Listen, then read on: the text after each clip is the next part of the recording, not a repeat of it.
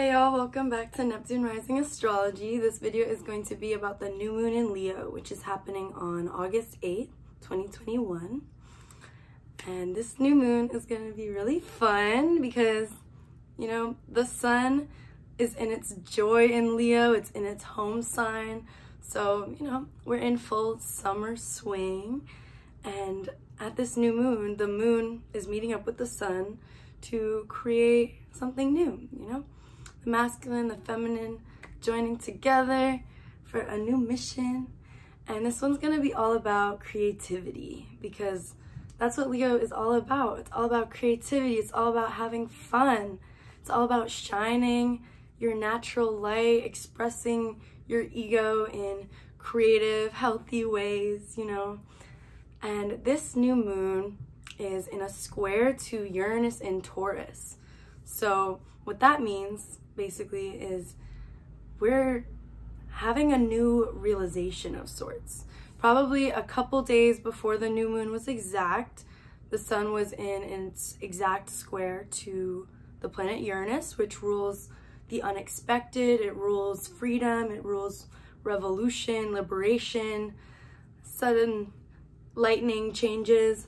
So when we've got the sun in an exact square to Uranus, we've got something unexpected happening that leads to a feeling of freedom, that leads to a feeling of liberation, or some type of epiphany, some type of realization that can suddenly alter your direction, in a sense, and the way you want to express yourself. So this new moon has a lot of Uranian themes in it. There's a lot of themes of like doing something differently, a way of like expressing yourself, expressing your emotions with the moon that is different from the way you have in the past. Uranus is all about, saying fuck the past, I'm gonna do things differently. I'm not gonna express myself the same way I have in the past. I'm gonna do it in this way now, It's about being progressive. It's about being innovative. It's about feeling free. It's about saying fuck the rules, fuck Saturn. I'm gonna do things the way I wanna do them.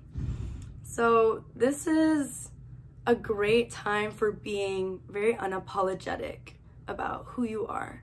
Expressing yourself, expressing your emotions unapologetically, no boundaries. And that leads me to another aspect we've got going on at this new moon, which is Venus in Virgo opposite Neptune in Pisces. So Neptune is the planet of kind of fantasy, idealism, blurred lines. So when we've got Neptune in an opposition, a 180-degree aspect over to the planet Venus, which is all about our love, our values, our money, then there could be a lack of boundaries at this new moon. So that's something to be aware of. Be careful spending your money. Things might not be exactly as they appear. Be careful over-idealizing people. Love can be a little confusing and blurry at this time. Love matters, money matters, everything Venusian. There can be a tendency to, just not see things clearly for what they are. This can lead to unfounded anxiety. This can lead to just, either a sense of like depression, like, oh, I can't be happy. I can't have the things I want. A sense of hopelessness, or it can lead to over idealizing something or someone, having dreams that are a little too lofty and not realistic. Neptune is just not realistic. It's not grounded in reality. It's quite the opposite. So just be aware of that. But this is also an amazing time to tap into any creative impulses that you may have.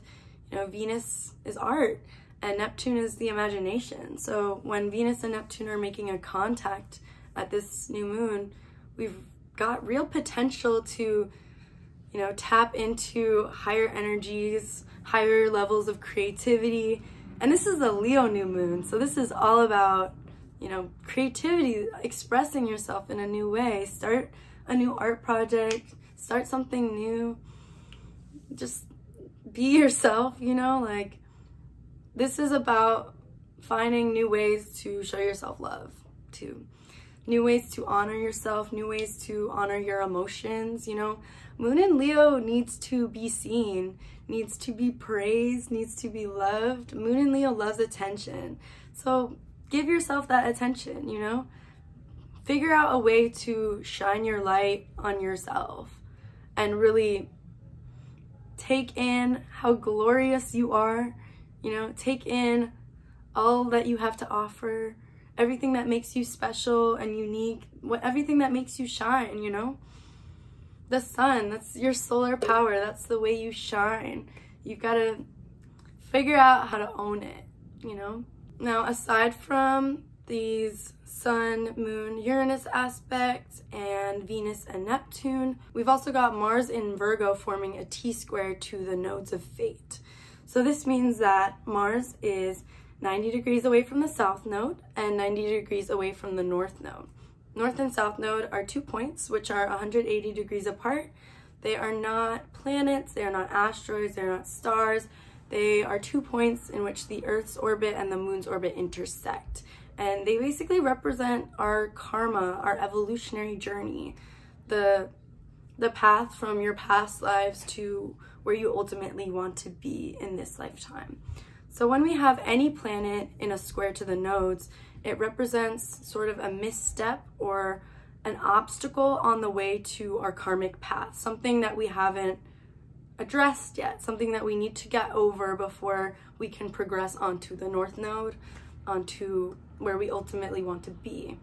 So with Mars at this T-square point, the misstep, the obstacle is the way that we assert ourselves, the way that we assert our anger, our passion, even sexuality, everything Martian. So when you think about Mars in Virgo, there's a lot of themes of, you know, being hypercritical, really breaking things down, being very picky, being very detail-oriented, being service-oriented even. But what we need to work on the way to the North Node, which is in Gemini, is kind of having a more light and airy approach and being able to see things from different perspectives. So Virgo can be a bit self-righteous in the way that it really believes in purity. The archetype of Virgo is really all about achieving purity. It's about achieving perfection. And Gemini knows that there's no such thing as perfection. There isn't just one way to be. You know, there's so many different perspectives. Everyone has their own experiences. Everyone has their own ways of seeing the world. So we need to kind of get over this self-righteousness, this point of view that we know what perfection looks like. We know what purity means to us. We need to kind of get over that, get over pushing that on others, and be able to see things from different perspectives, be able to learn from others, be able to take information in, process it, even change your own mind. You know, Mars in Virgo can be really useful because this is like a perfect time to get your life organized, you know, like really get your shit together, get on top of your schedule, plan out your time, plan out your day. Virgo really loves its routines, its lists, its schedule, you know? Virgo loves to organize. So this is a great time for that, but be careful about being overcritical of yourself. Be careful of being overcritical of others, you know? It's not the time for that. That's kind of what we're learning to get over right now on the way to the ultimate lesson of 2021, which is the North Node in Gemini. And that is about seeing things from different perspectives, having an open mind, taking things lightly, you know, not taking things so seriously. Virgo's an earth sign, so it's kind of grounded, you know. It can be very serious, and that's not really the energy we need right now.